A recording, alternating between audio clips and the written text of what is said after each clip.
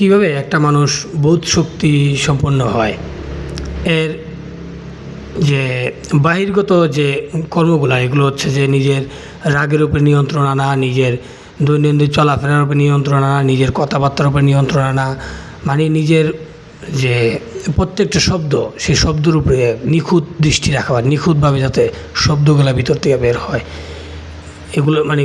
এগুলোর উপরে সর্বোচ্চ খেয়াল রাখা। বিশেষ করে রাগ, হিংসা, প্রতিক্রিয়া, কেউ যখন কিছু বলে যাতে প্রতিক্রিয়া দেওয়ার সময় অবশ্যই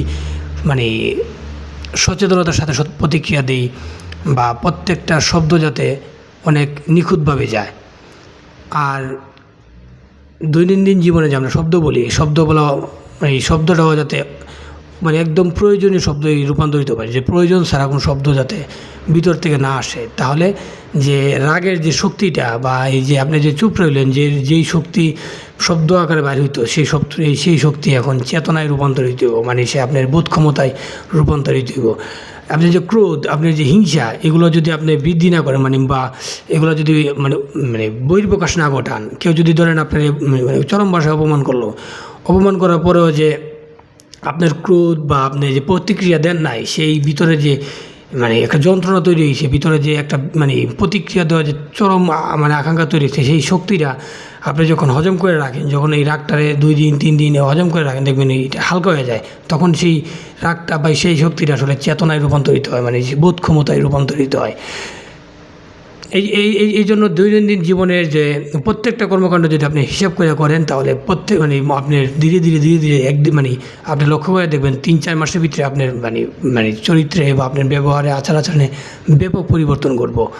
আপনার যে সব কিছুর প্রতি যে দৃষ্টিভঙ্গি, খুব দ্রুতই পরিবর্তন হওয়া শুরু করবো। আপনার দেখার দৃষ্টিভঙ্গি অনেক পরিষ্কার দেখতে পারেন। আগেও যা দেখতে পারতেন না, আপনি 5-6 মাস প্রয়োগ করার পরেও আপনি দেখবেন অনেক কিছুই উপলব্ধি, বোধ ক্ষমতা, উপলব্ধি করার ক্ষমতা আপনার বৃদ্ধি পাইব। আরেকটা বড় রাস্তা আছে, সেটা হচ্ছে নিজের বীর্যর উপরে যে বিষয়টা, ওইটা আসলে ওই বিষয়ে আপনার নিয়ন্ত্রণ আনতে গেলে, ওই বিষয়ে আপনার এই দক্ষতা অর্জন করতে গেলে আপনার অবশ্যই গাইডলাইন লাগবে, অবশ্যই আপনার গুরু লাগবে। এছাড়া আপনি ওই জায়গায় নিয়ন্ত্রণে পারবেন না, কারণ ওইটা অনেক শক্তিশালী জিনিস। আপনার যে বীর্যগুলা বা আপনার যে শুক্রাণু, এগুলোকে চেতনায় রূপান্তরিত করা, বোধ ক্ষমতায় রূপান্তরিত করা, এগুলো যাতে নষ্ট না হয়, অপচয় না হয়। এই যে আমরা যে বিভিন্নভাবে বিভিন্ন পর্নোগ্রাফি দেখি বা বিভিন্নভাবে এগুলো একটা পুরুষের যে যৌন তাড়না, এটা আসলে অস্বীকার কিছু করার নাই, বা এটা খারাপ কিছুও না। কিন্তু এই শক্তিটাকে এই শক্তিটাকে কীভাবে সম্ভাবনায় রূপান্তরিত করা যায়, কীভাবে বোধ ক্ষমতায় রূপান্তরিত করা যায়, সেটা একমাত্র একটা গুরুই ভালো গাইডেন্স দেয়। সে একটা গুরু আসলে একটা মানুষকে যে বলে না একটা পূর্ণ নতুন জন্ম দিতে পারে। যে এই শক্তিগুলা কীভাবে ধাপে ধাপে শক্তিগুলো সংরক্ষণ করে কীভাবে একটা মানুষের চেতনাকে হাই স্তরে নিয়ে যাওয়া যায়, একটা মানুষের যে প্রবৃত্তিগুলা, যে তার থেকে কীভাবে রক্ষা করা যায়, সে তার যে সীমানাগুলা, যে বা তার যে বোধ ক্ষমতা যে কীভাবে বৃদ্ধি করা যায়, আসলে এই শুক্রাণু বা এই বীর্য আসলে একটা বড় শক্তি বা বড় সম্ভাবনা। সেটা করতে গেলে আপনার অবশ্যই একটা কামেল গুরু বলেন, বা একজন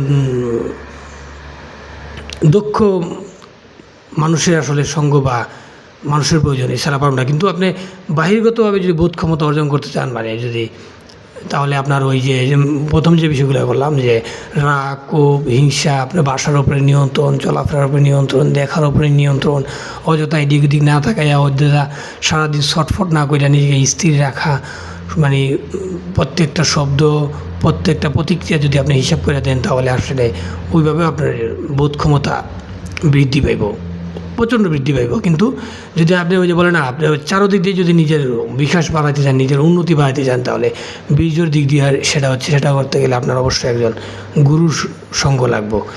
কারণ একজন গুরুই একজন তার বীর্য কীভাবে রূপান্তরণ করা যায়, কীভাবে সেটাকে বোধ ক্ষমতায় নিয়ে যাওয়া যায়, এটা একমাত্র একজন গুরুই সেই জ্ঞান জানে। সাধারণ মানুষ আসলে সেই রাস্তায় গেলে বিপদ হইতে পারে, বা এগুলো এই জ্ঞান আসলে বুঝবো না। আশা করি কিছুটা বুঝাইতে পারছি। ধন্যবাদ।